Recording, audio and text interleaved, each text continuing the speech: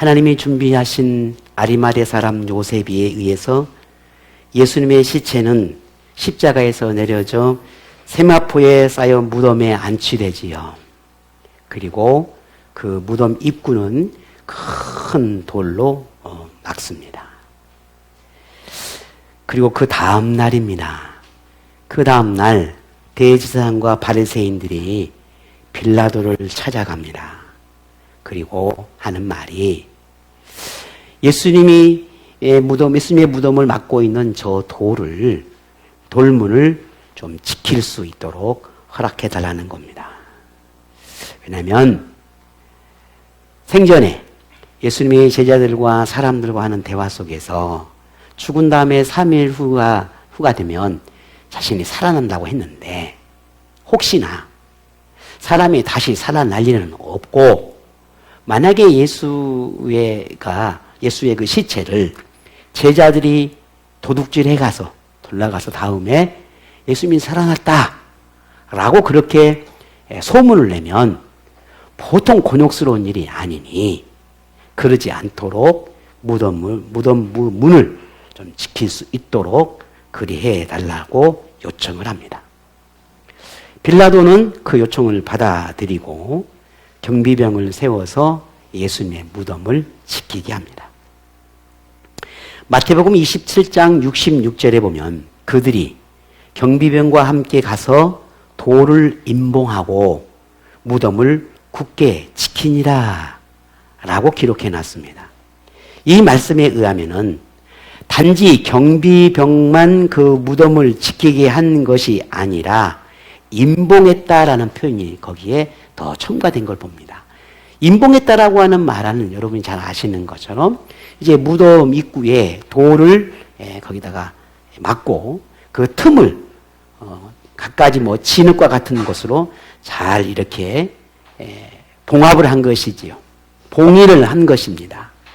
근데 대략 그 당시에 이런 무덤을 앞에 가로막는 돌의 무게가 약 1톤이 넘는 그런 무게였다고 합니다. 굉장히 무거운 거죠. 한두 사람이 움직일 만한 그런 돌은 결코 아니죠. 거기에다가 틈을 진흙과 같은 곳으로 다 막았으니까 그만큼 이 예수님이 묻혀있는 이 무덤을 철저하게 관리를 하고자 했다라고 하는 것을 우리가 짐작할 수가 있습니다. 만약에 그 당시에는 이렇게 시체를 도둑질해 가는 경우가 간혹 있다고 합니다.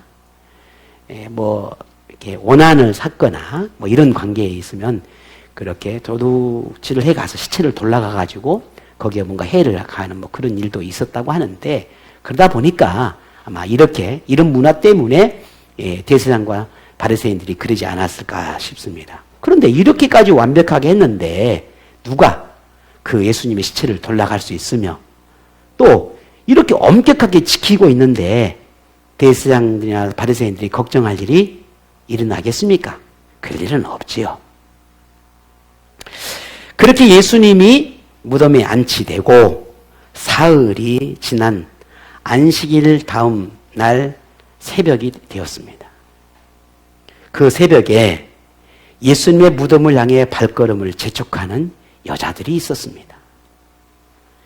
7 귀신이 들렸다가 예수님에게 치료받은 막달라 마리아라고 하는 한 여인이 있었고 헤롯이라고 하는 이 헤롯의 청지기의 구사라고 하는 사람의 아내인 예수님이 잘 섬기고 또 그 제자들도 잘 섬겼다라고 하는 한 여인이 있었습니다. 그 여인의 이름이 요한나입니다. 그 요한나라고 하는 여인도 여기에 함께하고 있었습니다. 예수님의 제자인 야고보와 요한의 어머니인 마리아도 그곳에 함께 가고 있었습니다. 뿐만 아니라 그 외에 갈릴리에서부터 예수님을 따라왔던 많은 여자들이 있었는데 그 여자들도 오늘 이 여인들과 함께 그 새벽에 예수님이 묻혀있는 무덤을 향해 가고 있었습니다. 그런데 이 여인들의 손에는 향품과 향유가 들려 있었는데 그것은 예수님의 몸에 바르기 위해서 어제 준비한 것이었습니다. 자, 예수님의 무덤에 도착한 여자들은 무덤을 막고 있는 돌이 굴려져 있고 무덤이 열려 있는 것을 목격하게 됩니다. 그동안에 이 예수님의 무덤에 오기까지 많은 고민을 했던 것으로 봅니다. 여기 다 여자들밖에 없는데 그 큰 무덤의 문을 어떻게 열며 가서 병사들이 지키고 있는데 그들에게 좀 부탁을 하면 이게 열어줄까? 어찌됐든 이 여자들의 마음에는 갖가지의 염려와 고민과 걱정을 안고 그래도 한 가지 어떤 희망이 있었는지 그 희망을 가지고 향유를 가지고 예수님의 무덤으로 온 것입니다. 근데 무덤이 열려 있는 겁니다. 어쩌면 이 여자들은 희망을 찾았겠죠. 야, 무덤이 열려 있구나. 그동안에 걱정했는데 잘 됐다. 이제 무덤 안에 들어가서 예수님의 시체를 향유로 잘 닦아드리면 되겠구나. 라고 그렇게 생각했을 겁니다. 그런데 누가 어떻게 이 큰 돌을 굴려서 문을 열었는가 하는 겁니다. 철저하게 경비병까지 지키고 있고 또 봉인까지 했는데 어떻게 그런 일이 가능할 수 있었을까? 우리는 오늘 본문을 통해서는 그 이야기를, 그 이유를 알 수는 없는데 마태가 그것을 기록해 놨습니다. 마태복음 28장 2절에 큰 진이 나며 주의 천사가 하늘로부터 내려와 돌을 굴려냈다. 그렇게 기록해 놨지요. 사람이 아니라 천사가 그리했다라고 기록했다는 겁니다.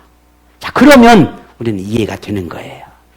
사람이 그 엄청난 몇 사람이 모여서 그 굴을 굴렸다? 이해할 수 없지만 하나님이 보낸 천사가 그 능력으로 이 돌을 굴렸다면 그것은 또 이해할 만하다는 거죠. 자, 어찌됐든 이 여인들이 이 예수님의 무덤에 도착했을 때 이미 무덤 문이 열려 있었습니다. 그래서 여인들은 예수님의 몸에 향유를 닦기 위해서 이제 무덤 안으로 들어가게 됩니다. 그런데 이상합니다. 무덤 안에 있어야 할 예수님의 시체가 보이지 않는 겁니다. 돌문이 열려 있고 예수님의 시체마저 없으니 어쩌면 여자들은 혹 누군가가 이들보다 먼저 온 누군가가 예수님의 시체를 다른 곳으로 옮긴 것인가? 라고 하는 그런 생각을 했을는지도 모릅니다. 예수님의 몸을 닦아주려고 향유를 준비했는데 예수님의 시체가 사라졌으니 어떻게 해야 할지 한참 고민하고 있었습니다. 그렇게 고민하고 있을 때에 예수님이 눕혀있던 그 무덤 안에 누군가가 있다는 것을 알게 됩니다. 그들이 누구였을까? 분명히 예수님은 없었는데 확인했는데 누군가가 있다는 걸 알게 되는데 그거 누구냐는 거죠. 이것을 마태는 28장 3절에 그 형상이 번개 같고 그 옷은 눈같이 희었다라고 했습니다. 마가는 16장 5절에 흰 옷을 입은 한 청년이 서 있었다라고 그렇게 기록해 놨습니다. 그리고 요한은 20장 12절에 흰 옷 입은 두 천사라 그렇게 해놨습니다. 그럼 오늘 누가는 뭐라고 했는지 볼까요? 누가복음 오늘 24장 4절에 보니까 찬란한 옷을 입은 두 사람이 거기에 있었다라고 그렇게 말하고 있네요. 자, 오늘 이 마태, 마가, 누가, 요한 이 네 명의 모든 저자가 무덤 안에 있었던 그 상황을 저마다 다 기록해 놨는데 약간의 차이점은 있습니다. 근데 이 말씀을 조금 더 종합해 보게 되면은 여자들이 본 것은 천사였다는 것은 분명합니다. 사람처럼 보이는 천사였어요. 그냥 사람이 아니었다는 거죠. 천사였다는 거죠. 그리고 천사였는데 이 천사가 청년처럼 보였던 두 명의 천사였다는 거지요. 자, 그러면 오늘 이 본문을 두고 많은 사람들이 과거에 그런 좀 왈가왈부하는 부분이 있었습니다. 이 청년으로 보인 천사가 예수님이었느냐 아니면 이들이 본 말 그대로 천사였느냐, 어떤 사람은 예수님이었다 이렇게 주장하는 사람도 있고 어떤 사람 아니다 천사다 이렇게 주장하는 사람도 있었습니다. 그러나 공통적인 주장은 오늘 이들이 봤던 대로 예수님이 아니라 천사였다. 그곳에 예수님은 없었다. 라고 해석하는 것이 가장 일반적이고 또 그런 해석이 가장 타당하다고 봅니다. 자, 그렇게 여자들은 천사들을 보고는 깜짝 놀라고 땅에 엎드리지요. 그러자 천사가 이렇게 말합니다. 어찌하여 살아있는 자를 죽은 자 가운데서 찾느냐? 예수님이 살아나셨고 예수님 여기에 없다 라고 말하며 예수님이 생전에 하셨던 그 말씀 한마디를 이 여인들에게 말합니다. 그게 오늘 본문 7절이죠. 같이 한번 볼까요? 7절입니다. 이르시기를 인자가 죄인의 손에 넘겨져 십자가에 못 박히고 제3일에 다시 살아나야 하리라 하셨느니라. 아멘. 예수님께서 너희에게 이렇게 말씀하셨다는 거잖아요. 내가 십자가에 죽게 될 것이고 그 다음에 죽은 다음에 3일 때는 내가 다시 살아날 것이다 하는 말씀을 너희들에게 가르치지 않았느냐 하는 거예요. 너희들은 그 말씀을 기억해라. 생각나느냐? 라고 물었습니다. 그제서야 여자들이 예수님의 말씀을 기억해내고 정말 그 말씀대로 예수님이 살아나셨구나 라고 하는 것을 믿게 되는 겁니다. 죽은 사람이 살아났다는 것을 고지것대로 받아들인다는 게 쉬울까? 쉽지 않습니다. 특히나 이 당시에 더더욱이나 그랬죠. 지금은 잠시 숨이 멎어도 갖가지의 의학적인 기술로 사람을 다시 호흡을 하게 하는 경우들이 있습니다만 오늘 이 시대에는 그런 경우가 없지요. 그래 죽은 사람이 다시 살아난다? 이건 불가능한 일이지. 그럼에도 예수님의 부활은 성경이 가장 중요하게 강조하고 있는 진리고 기독교의 핵심이고 신앙의 본질입니다. 사람이 죽음을 극복하는 것이 불가능한 일이기에 이를 믿는다는 것 또한 불가능에 가깝습니다. 그런데도 우리가 예수님의 그 부활을 믿고 확신합니다. 그 이유가 뭘까요? 왜 유일하게 이 기독교만 부활을 이야기하고 다시 살아난다라고 하는 것을 강조하는 걸까? 그 이유가 뭘까? 예수님의 부활이 거짓이 아니라고 하는, 예수님이 다시 살아났다라고 하는 것을 뒷받침하는 증거들이 너무나 명확하게 존재하고 있기 때문입니다. 예수님이 부활했다라고 하는 이 사실들을 증명하는 많은 증거들이 있다는 말이에요. 그러니 성경에서 말하는 그 부활이 거짓이 아니라는 증거고, 또한 예수님의 부활이 거짓이 아니라는 증거가 있다는 겁니다. 더욱 분명한 것은 만약에 지금 수천이 흐른 이 시간 속에 오늘 성경이 거짓이었다, 예수님의 부활이 거짓이었다, 이걸 믿는 수많은 사람들이 다 거짓말쟁이였다 라고 하면 그 수천이 흐른 시간 속에 이미 우리 기독교는 역사 속에서 사라져버렸을 겁니다. 어떻게 그 거짓을 그토록 믿을 수 있겠습니까? 볼까요? 수많은 시간 역사 속에서 이단과 사이비들이 얼마나 많이 일어났는지 모릅니다. 똑같은 성경을 말하면서도 얼마나 많은 사이비들이 일어났는지 모릅니다. 그런데 그 많은 사이비와 이단들은 어떻게 됐습니까? 역사 속에서 사라져갑니다. 왜? 거짓이기 때문에. 거짓이기 때문에. 하지만 유일하게 이 기독교만큼은 세상의 그 어떤 시련과 수많은 그런 걸림돌 속에서도 지금도 건재하게 존재하고 있다는 사실이에요. 그게 무엇을 말합니까? 진실이라는 거죠. 진리라는 겁니다. 우리가 잘 아는 것처럼 세계 역사 속에서도 기독교를 없애려고 얼마나 많은 일들이 있었는지 모릅니다. 그런데 사라졌습니까? 없어졌습니까? 아니. 그러면 그럴수록 우리 기독교는, 예수님의 복음은 고난을 당하면 당할수록, 핍박이 다가오면 다가올수록 더 강력한 힘을 발휘했고 세상에 그 복음을 증거하는 수많은 하나님의 사람들이 일어났습니다. 그 이유가 무엇이겠습니까? 진리이기 때문입니다. 참이기 때문입니다. 예수님의 부활을 입증하는 많은 증거가 있지만 그 중에도 가장 확실한 증거가 있다면 목격자입니다.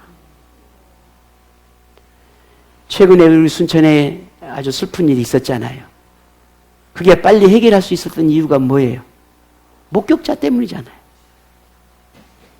그걸 지나가던 사람이 빨리 발견했고, 그래서 그걸 어떻게 조치했기 때문에, 그리고 CCTV라고 하는 것이 우리나라에 참, 혹시나 어디 가지 말아요. 다. 우리나라처럼 경우 완벽하게 갈 데가 없어. 다.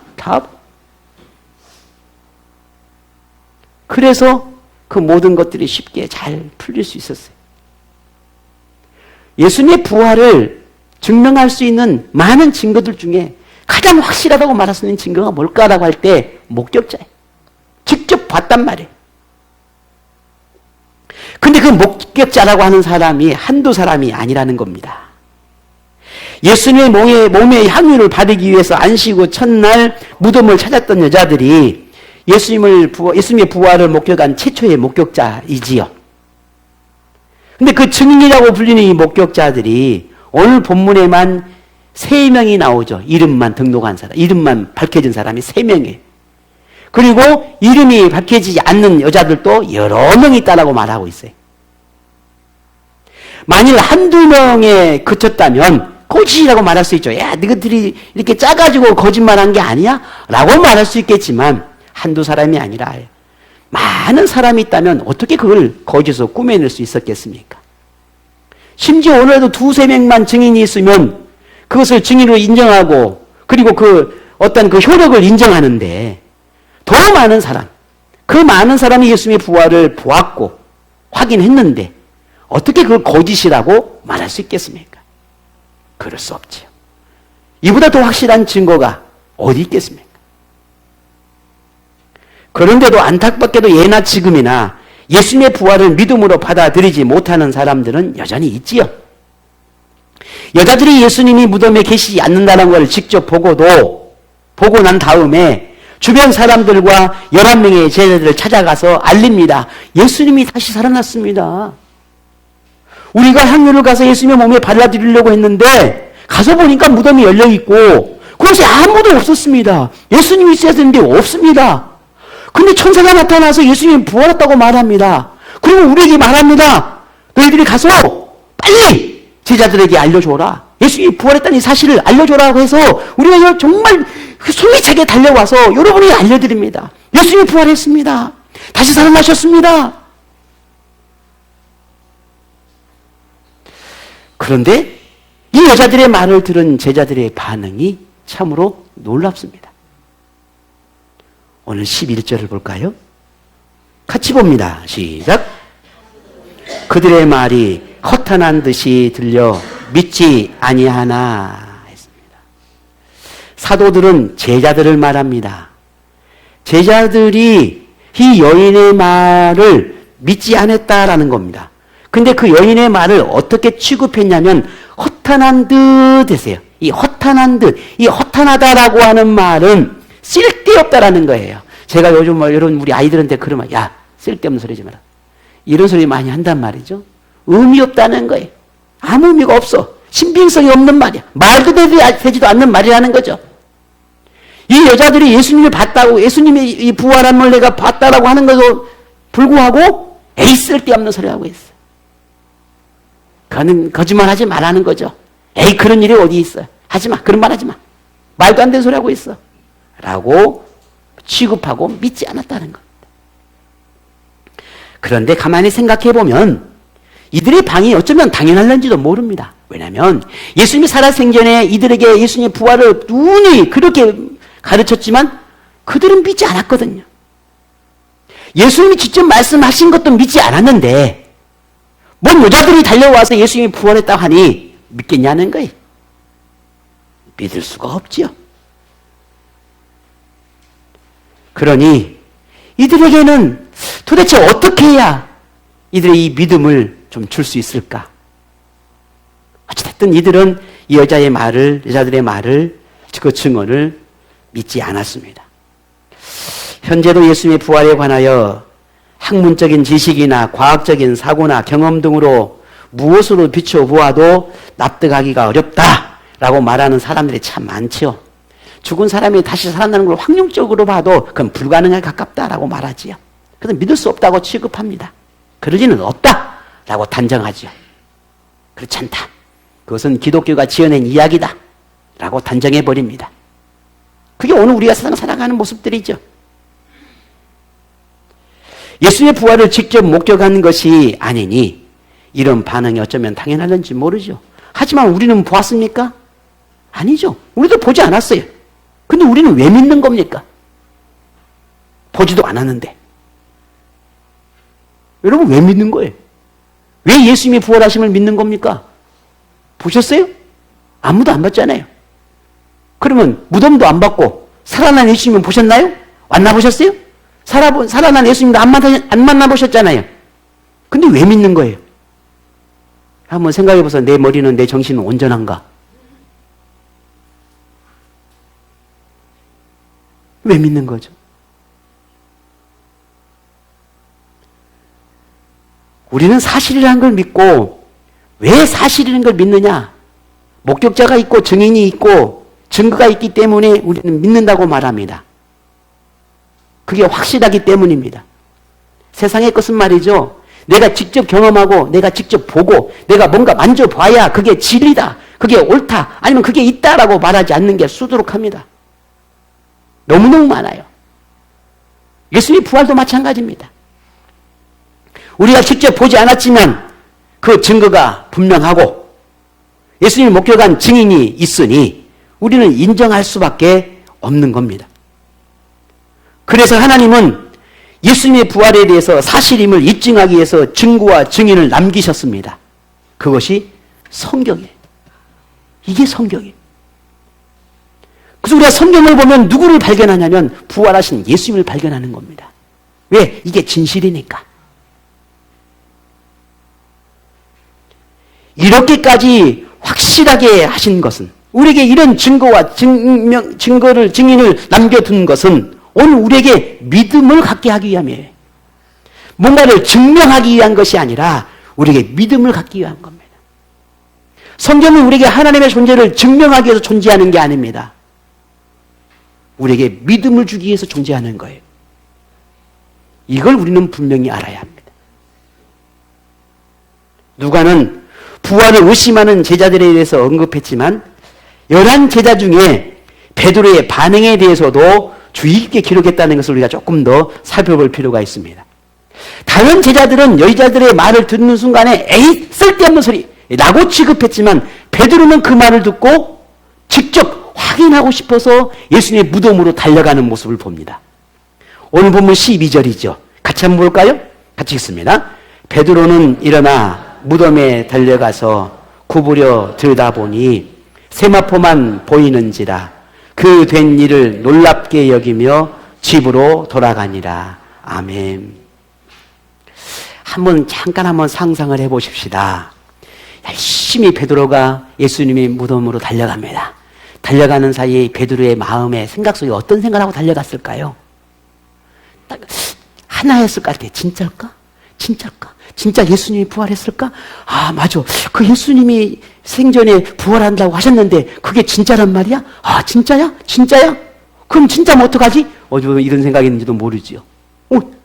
그래, 진짜였을 건데? 아니, 진짜면 어떡하지? 3일 전에 내가 예수님을 부인했는데? 내가 예수님 십자가에 못 박을 때는 도망쳤는데? 진짜면 어떡하지? 저 같으면 그럴 것 같더라고요. 진짜야 되는데? 진짜면 어떡하지? 하는 거예요. 여러분, 그 마음 이해가 되시나요? 진짜 부활해야 돼. 근데 진짜면 어떡하지? 그래서 오늘 이 본문에 보게 되면요. 달려가서 구부려 보니라고 말을 그냥 끼웃거리는 듯한 그런 태도를 표현하는 거예요. 이렇게 그냥 가서 확 확인하는 게 아니라 이렇게 보는 그 표현을 말하는 겁니다. 여러분 이해가 되시나요? 그리고 들여다보니까 정말 정말 예수님이 계시지를 않습니다. 베드로는 어쩌면 예수님이 부활했다는 소식이 정말 기쁨이 되기도 하고 너무 감사의 마음이 되기도 할 거고 아주 뭔가 기대되는 마음도 있을는지도 모릅니다. 근데 또 한편으로는 조금 전에 말씀드렸듯이 예수님을 부인했잖아요. 예수님의 제자가 아니라고 하고는 도망쳤잖아요. 불과 며칠 안 됐지만 그 사이에 베드로는 참 많은 고민과 갈등과 그 마음에 그런 고통을 경험하며 지냈을 겁니다. 그런데 그 예수님이 살아났어요. 그러니 누구보다 베드로는 그 사실 여부를 확인하고 싶었을 겁니다. 직접 보고 나서야, 직접 확인하고 나서야 이제 그가 믿을 수 있었던 것입니다. 그리고 너무 놀라와 집으로 돌아왔다라고 그렇게 말하고 있습니다. 자, 예수님의 부활하심에 관한 소식을 들은 제자들, 저마다 다 의심하고 아니라고 부정하지. 목격한 사람들에 의해 부활 소식을 듣는 많은 사람들이 있었지만 그를 믿는 사람은 불과 몇 안 됐습니다. 이 부활 소식은 유대 곳곳에 전해지기 시작합니다. 예수님의 부활은 유대와 제자 공동체의 변화의 바람을 일으키는 강력한 동력이 됩니다. 예수님의 십자가 죽음으로 흩어진 제자 공동체를 다시 하나가 되게 하는 동기가 되고 갖가지 이유로 예수님의 죽음 앞에 무능함을 드러냈던 수많은 제자와 예수님을 따랐던 사람들을 다시 결집하게 되는 근거가 됩니다. 예수님의 부활은 마치 어둠을 몰아내는 아침의 태양처럼 복음의 능력이 유대를 덮을 것을 예고합니다. 예수님이 무덤에 갇힌 3일은 불신앙에 갇혀있는 제자들의 영적 침체를 깨우기 위한 준비였습니다. 또한 예수님의 가르침이 진리라고 하는 것을 고민하게 함으로 더 높은 영적인 발돋움을 위한 준비가 이 무덤의 3일의 과정이었다는 거죠. 흔들리는 믿음, 희미하게 남아있는 믿음일지라도 그들의 마음에 다시 믿음의 불을 붙이고 능력 있는 믿음으로 제자들을 다시 태어나게 하기 위한 꼭 필요한 시간이었다는 거죠. 세상에 예수님이 전에도 후에도 없을 완전하고 유일한 구주라고 하는 것을 증명하기 위한 하나님의 시간이 이 무덤의 시간이었습니다. 하나님은 인류 구원의 뜻을 세상 끝날까지 완성하기 위해서 예수님을 다시 살리셨습니다. 그리고 세상 모든 사람들에게 내가 예수를 다시 살렸다라고 하는 그 증거를 모든 사람이 알려주셨습니다. 그리고 이제 예수님의 제자들이 예수님을 따라 또다시 하나님의 뜻을 이어가야 했기에 이 제자들은 다시 태어나야 했습니다.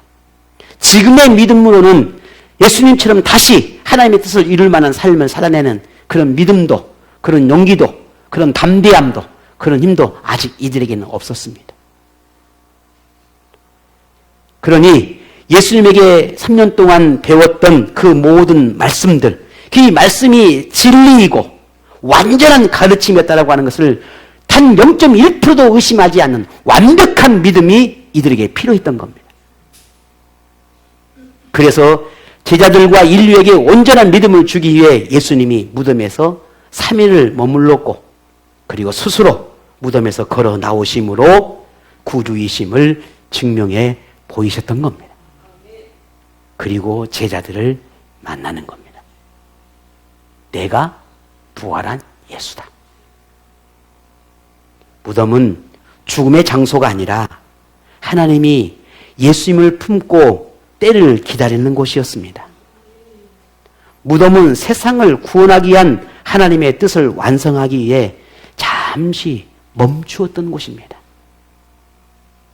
무덤은 절망이나 어둠이 아니라 예수님을 더욱 온전케 하고 인류를 구원하고자 하신 하나님의 뜻을 더욱 완전하게 하기 위한 숨고르기를 하는 곳이었습니다.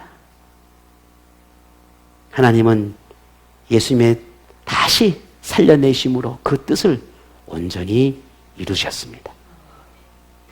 예수님의 죽음은 부활을 위해 반드시 있어야 했습니다. 죽은 자가 다시 살아나야 진짜 부활이지요. 잠시 잠자던 사람이 일어나는 건 그게 부활은 아니지 않습니까? 완벽한 죽음이 있어야 부활이 완벽한 겁니다.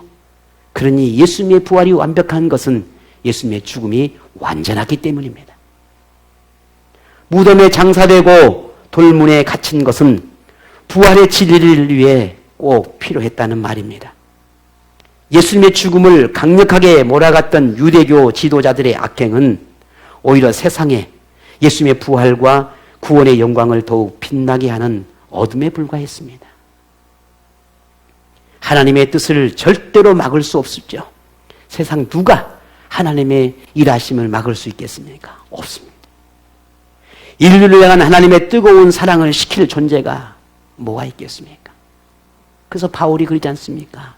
하나님 우리를 사랑하는 것은 칼도, 세상의 감옥도, 질병도, 죽음도, 심지어 나를 때리고 나를 억압하고 나를 죽이란 그 어떤 것도 결코 끊어낼 수가 없다. 이게 하나님의 사랑이죠. 오늘 우리가 하나님을 향한 사랑만 가지고 있다면 우리는 진즉 하나님을 버렸는지도 모릅니다. 왜? 우리는 그럴 만한 사랑이 우리에게는 없어요. 우리는 그저 내 욕심에 따라 살아가는 게 훨씬 크지. 온전히 하나님을 위해 살아간다. 온전히 하나님만 사랑하며 살겠다. 사실 어쩌면 그게 거짓말일 수도 있어요. 근데 우리가 어쩌면 하나님을 향한 사랑을 이만큼 가지고 있었던 이유는 내게 사랑이 크기 때문이 아니라 하나님이 나를 향한 사랑이 크기 때문인 겁니다. 그 사랑 때문에 내가 어쩌면 조금이나마 그 사랑을 품고 그 사랑을 가슴에 담고 있는지도 몰라요. 그러니 내가 위대한 것이 아니라 하나님이 위대한 것입니다. 내 사랑이 위대한 것이 아니라 하나님의 사랑이 위대한 것입니다. 내가 하나님을 사랑하는 것이 아니라 하나님 우리를 사랑하는 겁니다. 그 사랑 때문에 지금 우리가 부활을 바라보고 십자가의 은혜 안에 머물고 있는 겁니다. 그러니 무덤은 절망도 아니라는 것이지요. 그러니 어쩌면 예수님에게는 아픔과 고통이었지만 우리에게는 너무 절박한 것이었는지도 모릅니다. 하나님은 그걸 아셨지요. 그래서 우리에게 그 사랑을 보여준 것입니다. 그리고 그 사랑의 열매가 지금 오늘 우리입니다. 그 사랑의 열매. 이제 성경 속의 예들처럼 부활의 진리를 믿는 우리가 주위 사람들에게 예수님을 전해야 하죠. 물론 어떤 사람은 예수님의 부활하심을 쓸데없는 말로 듣기도 하겠지만 어떤 사람은 오늘 저와 여러분처럼 진리로 믿는 사람도 있을 겁니다. 예수님을 전하는 것은 우리의 책임이지만 예수님을 받아들이냐 그렇지 않느냐는 듣는 사람의 선택입니다. 내가 누구에게 전할지, 내가 누구에게 전하지 않을지, 내가 해야 할지 하지 않아야 할지는 우리의 선택이 아니에요. 우리의 선택은 오로지 예수님을 전하는 것 외에는 없습니다. 그리고 듣고 그 복음 앞으로 나오든지 그러지 않는 것은 듣는 사람의 선택이라는 말입니다. 만일 오늘 우리가 내 임의로 전하고 전하지 않고 누군가를 선택하고 선택하지 않는다면 분명 그 책임을 우리에게 물을 겁니다. 그건 너의 책임이, 너의 선택의 일이 아니었어. 너의 선택은 오로지 하나님의 나라를 전하는 것이야. 구원하고 구원하지 않는 것은 나의 선택이야. 라고 주님은 우리에게 그렇게 말씀할 겁니다. 오늘 우리는 분명히 알아야 합니다. 부활의 정의로 주어진 사명이 우리에게 있습니다. 부활을 믿는 우리에게는 우리의 어떤 선택이나 의무 아닌 그저 당연하게 여겨야 할 사명이 우리에게 주어졌다는 말입니다. 그게 복음을 전하는 겁니다. 그게 예수님을 격려하고 선포하는 것입니다. 듣든지 듣지 아니하든지 그것은 세상입니다. 오늘 우리는 전하는 것입니다. 말하는 겁니다. 사람은 예외 없이 때가 되면 반드시 돌아가야 합니다. 육체는 흙으로 돌아갈 것이고 영혼은 하나님에게로 돌아갈 겁니다. 죽음이란 강력한 힘을 사람은 거스를 수가 없습니다. 누구도 죽음에서 벗어날 수가 없다는 말입니다. 하지만 우리 그리스도인에게 두려움은, 이 죽음이라고 하는 것은 두려움이나 혹은 걱정이나 염려이 아니라, 혹은 이 죽음이 우리 인생에서 끝이 아니라 부활을 위한 준비라는 걸 우리는 알아야 합니다. 끝이 아니죠. 그래서 무덤의 어둠은 이 어둠의 장소가 아니라 하나님의 나라에 들어가기 위한 문입니다. 우리의 죽음은 곧 문이에요. 하나님의 나라에 들어가기 위한. 그러니 죽음이 슬픔도 고통도 저주도 아니에요. 오히려 하나님의 나라에 들어가기 위한 축복일 수 있어요. 그런 믿음도 필요해요. 죽음이 내게 하나님을 향한 축복이구나. 그러니 어쩌면 오늘 우리가 이 죽음 앞에 감사해야 할 이유이기도 해요.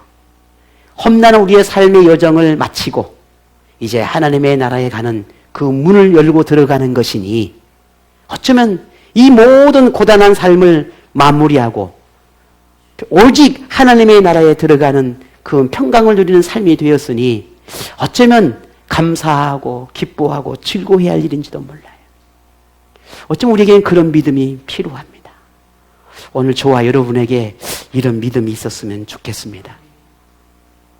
예수님이 무덤에 장사되고 부활하신 모든 고귀한 일은 예수님을 구주로 믿는 우리에게 희망과 소망을 주시기 위해 먼저 증명해 보이신 겁니다. 그러므로 지금 우리의 믿음은 절대로 헛되지 않습니다. 우리의 믿음의 분량은 서로 각각은 다를 수 있겠지만 우리가 하나님을 향해 바라보는 이 믿음만큼은 결코 헛되지 않을 거란 말입니다. 왜? 그 믿음으로 하나님의 나라를 문을 열게 될 것이니 말이지.